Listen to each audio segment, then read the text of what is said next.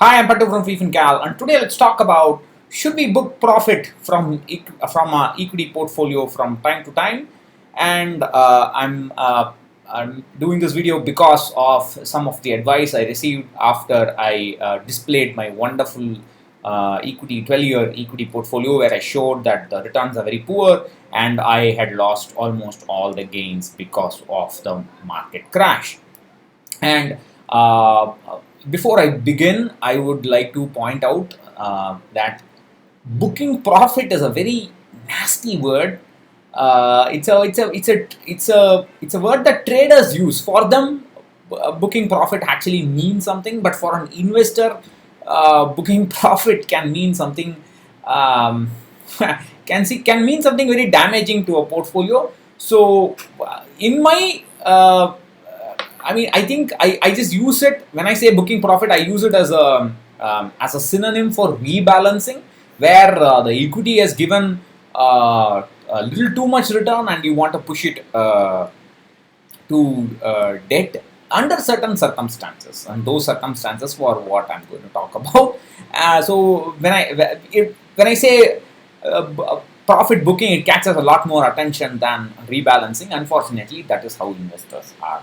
So, with that said, I would like to point out to today's post about how Franklin Templeton lost 28,000 and odd crores debt fund AUM in 2020 because of redemptions and fund closures and redemptions after that and so on. So you can check out all the details there. It's just some numbers. I don't want to make a video on that. I'll probably make a video of some other similar numbers, so I'm not going to talk about that. So for those who do not understand what I'm talking about, I'm referring to this post.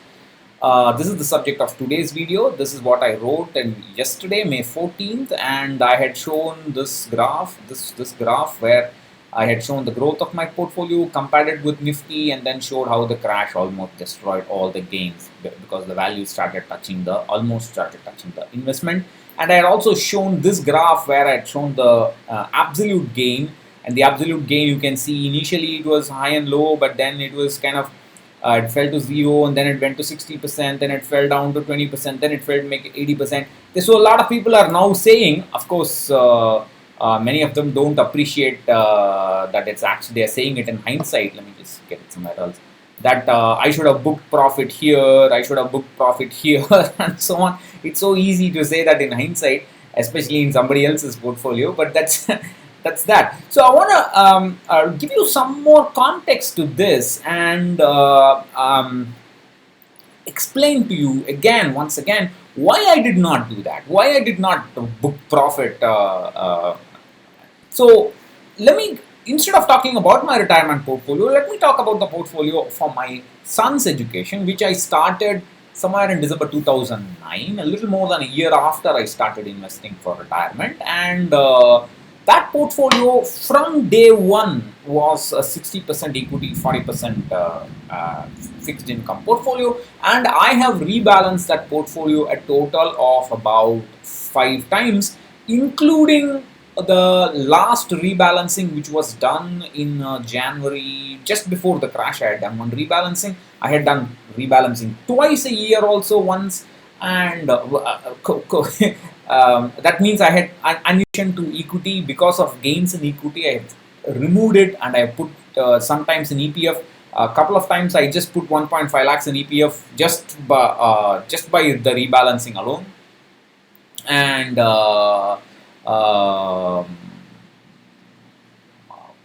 and the last few years I have been rebalancing into ICICI arbitrage mutual fund as a debt component for that portfolio. And the reason why I did that was I wanted to ensure, no matter what the market movements, whether it is stellar gains or stellar losses, I wanted to ensure a corpus in, say, fixed income, which is equivalent to his UG education, even if he is ready to go to college today. That is, he is only 10 and a half, but even if he enters college today, he will be able to pay for a UG education. So that much corpus is ready, and that is my target there. As the years go by, see, when I started, I had an 18-year-old goal. Now that goal has now become an 8-year-old goal. So my equity allocation has to be significantly rejigged, and the profits, not only will I have to reduce the equity allocation, which I will be doing, I will also be investing less in equity, and any profit I will get from the for whatever equity allocation I'll have, I will be pushing it further and further into the arbitrage fund, or a little bit into PPF, depending on how I invest and so on. So that is a contextual rebalancing. It's one way rebalancing. I have so far not taken any money out and invested into equity from fixed income part of the portfolio. In fact, I have the corpus available in ICICI arbitrage. I can just take that amount and push it into equity at a time when the market is down. But the reason why I'm not doing it is because, again, it is contextual, again it is personal finance. My 18-year goal has become an 8-year goal. I don't want to take that risk now. I don't want that equity allocation now. My goal is to make sure I have enough target corpus, so that's I'm inching towards that, and as long as it is safer in fixed income relatively, then I'm more or less all right.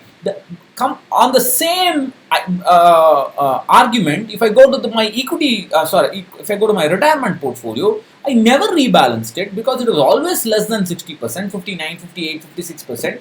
Even though there were great gains like 50%, 60%, whatever the gains, the asset allocation was always less than what I wanted, and I have no plans to use that portfolio. Like I said, my retirement is still 19 years away. There was no need for me to do any kind of periodic profit booking or asset rebalancing, whatever you want to call it. When my portfolio is when the equity has still not gained as much as I wanted to gain, and therefore that was a contextual decision. So you have to take these kind of decisions as per the needs of the goal. And again, this is one of the reasons why I keep telling people avoid unified portfolio for all financial goals, because you can't take these personalized decisions and you might end up screwing up the portfolio. Now, in general, if you want people who advise me to do profit booking and so on from time to time, maybe I might have used some kind of metrics like PE, some kind of metrics like moving averages. You can use the Motilal Oswal movie index. You can use Bollinger Bands, etc., etc. Whatever. That can all be done. Now, I want you to go to freefincal.com, and if you go to this free stuff here, I've rejigged the menu a little bit. So if you go to this free stuff, you should be able to see this market timing. This is a category on tactical asset allocation where I have shown you how different types of methods like PE, momentum, Bollinger Bands. I have shown you how. I think there is also MOVI. There is a double moving average. There's MOVI. There are more posts here. You have to click on this. You have to go double moving average, single moving average. I have done the back tests on those, and I have shown you those kind of back tests will involve those kind of tactical profit booking, tactical asset allocation will involve significant amount of discipline, much more than what the supposed SIP will give you. You will have to keep looking out for those indicators. One, that will require time and effort. Maybe you will say, oh, I will write a Python code, I will automate the script, I will do that. Yeah, you will do all that, I know. You have to do that, and you have to that is not the major problem. The major problem will be the waiting, the patience. It is like just like we are sitting at home, locked down in fear of, oh my god, today what is the COVID number going to be? How long is this going to go? When will the curve be flattened and so on? You will be sitting in cash in your fixed income portfolio, waiting for the right time to invest in the equity markets, and it will take anywhere between 6 months, 12 months, 14 months, 20 months. You will be waiting because your indicator has not given you a signal to enter into the equity market. That pain will destroy most investors. I have been interacting with investors for 8 years. I know how disciplined they will be, how methodical they will be. They will say one thing, do something else. So this kind of tactical asset allocation, theoretically, in principle, yes, it is possible. Yes, I could have maybe slept much better. I could have told myself I've reduced my risk in the portfolio. But practically speaking, it is significantly more difficult, and most people will goof it up. They will follow one approach, then some idiot on Twitter with a blue tick will say, I am following 200 DMA, then say, oh, maybe I should switch from PE to 200 DMA. Then some other fellow will say something else, then they will switch. This is what the mutual funds are doing with their dynamic asset allocation plans. They are switching strategies because something is not working. This is absolute stupidity. Most people cannot pull it off. It's very easy to talk, very easy to take a stand on hindsight bias. I did not do it because I'm lazy. My laziness is the only reason I'm reasonably wealthy today, and it was not necessary for my goals.